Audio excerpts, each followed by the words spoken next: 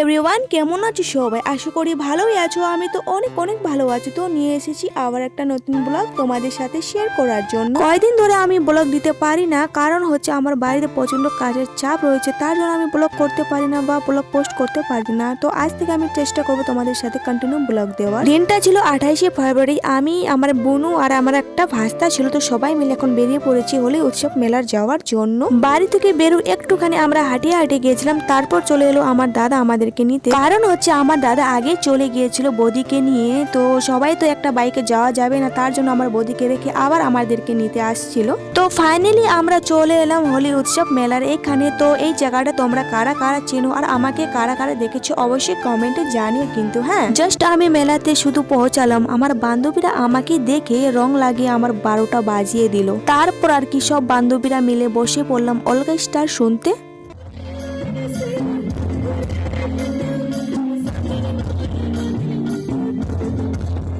আর অলকা স্টারের সিঙ্গারটা কিন্তু সেই ছিল, দারুণ দারুণ গান গাইছিল, মনে হচ্ছে রিয়েল গান গাচ্ছে।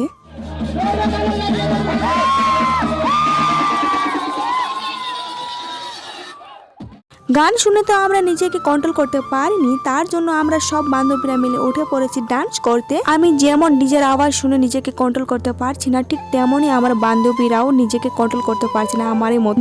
ডান্স করে এখন চলে গেছিলাম আমরা চাউমিন খেতে। আর এইদিকে দেখি আমার দাদারা জানি না কিসের মিটিং করছে, তো ওদেরকেও একটু নিয়ে নিলাম ব্লগে। আরো এইদিকে নিয়ে নিলাম আমার বৌদির বোনকে, আমার ভাস্তাকে, আমার বৌদিকে। তো আজকে ব্লগটা তোমাদেরকে কেমন লাগলো? যদি ভালো লাগে লাইক কমেন্ট শেয়ার করে দিও।